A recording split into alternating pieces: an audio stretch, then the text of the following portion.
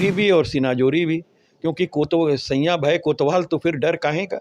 हम ये कह रहे हैं कि क्या प्रथम सूचना दर्ज करने से पहले पुलिस ने इस बात की जानकारी की, इस बात की फॉरेंसिक कराई कि जो लड़की उनके ऊपर एलिगेशन लगा रही है वाकई में उनकी डॉटर है या नहीं है?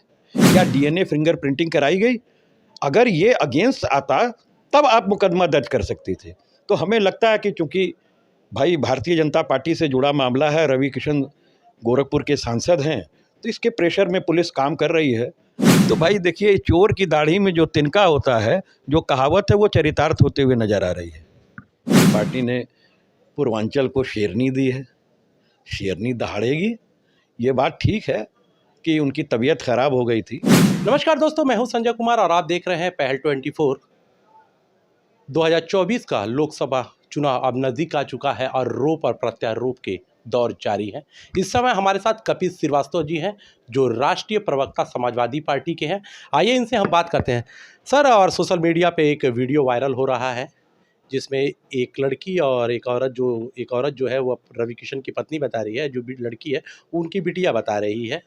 और कल सांसद रवि किशन की वाइफ ने एक मुकदमा दर्ज कराया है, जिसे बताया गया है कि कुछ समाजवादी पार्टी के जो लोग हैं इस तरह का कार्य कर रहे हैं चुनाव के समय।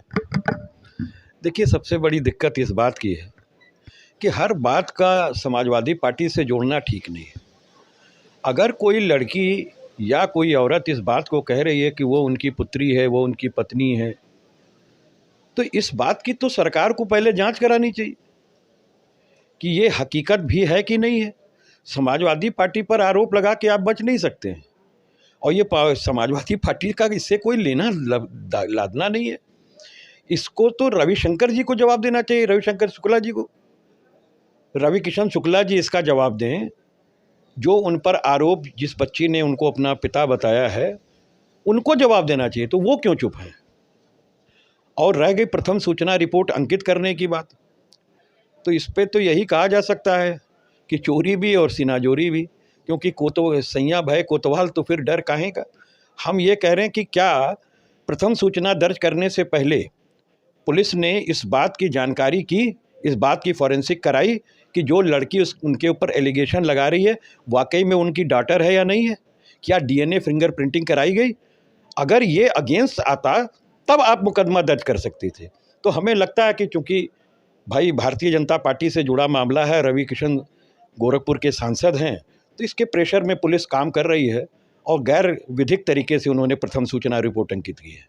जी, और आरोप ये भी लगाया जा रहा है उनकी, और प्रीति शुक्ला जी का ये भी कहना कि 2 साल पहले उन्होंने इस तरह का कार्य किया था और 10 करोड़ रुपए की जो लेडीज़ है, जो रवि किशन की वाइफ बता रही है, 2 साल पहले भी उन्होंने मुंबई में इस तरह का कार्य किया था और 10 करोड़ रुपए की मांग कर रही थी। तो मैं तो ये पूछ रहा हूँ कि 2 साल पहले कोई मुकदमा रवि किशन जी ने क्यों नहीं दर्ज कराया? क्रिमिनल हिस्ट्री क्या है फिर?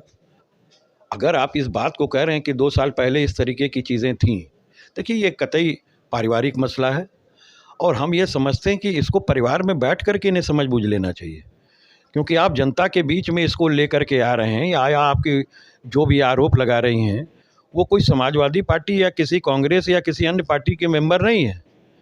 और अगर उन्होंने 2 साल पहले आपके साथ अपराध कमिट किया था, तो उसके लिए आज एफआईआर क्यों दर्ज कराई जा रही है?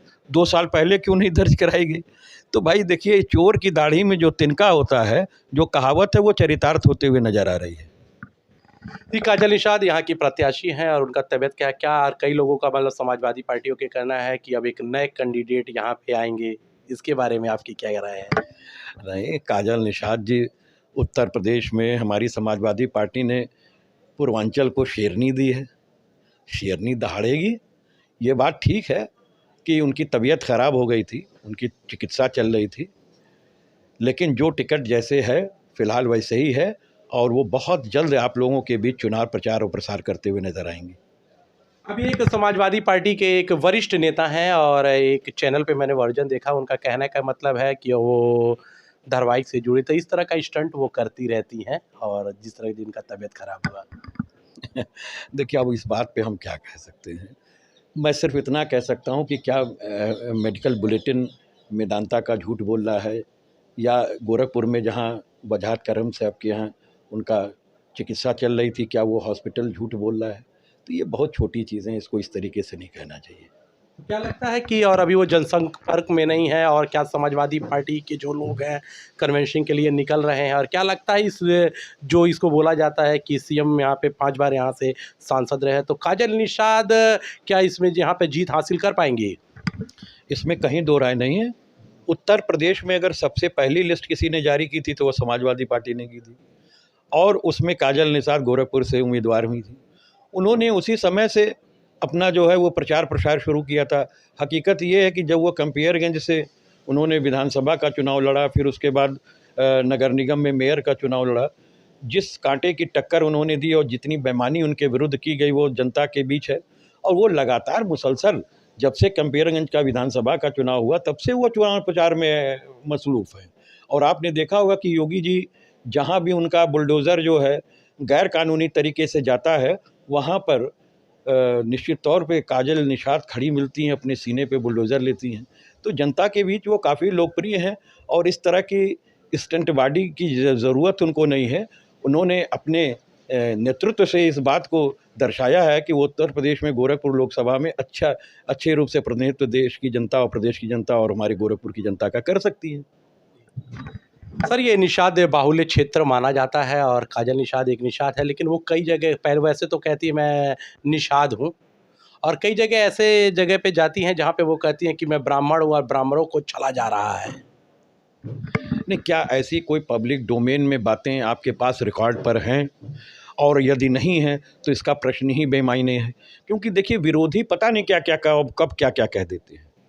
और मैं तो एक बात कह रहा हूँ कि किसी भी स्त्री का जो उसके पति का टाइटल होता है वही वो उस बिरादरी की हो जाती है। ये हमारे यहाँ आपके यहाँ सबके यहाँ देखा गया है।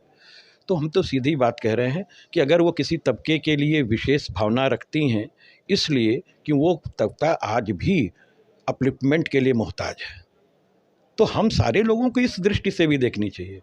और वो चूँकि संजय निषाद जी की पत्नी है, वो स्वयं अपने आप को निषाद परिवार की बहू कहती हैं, तो बाकी चीज़ें तो बेमायने हो जाती हैं।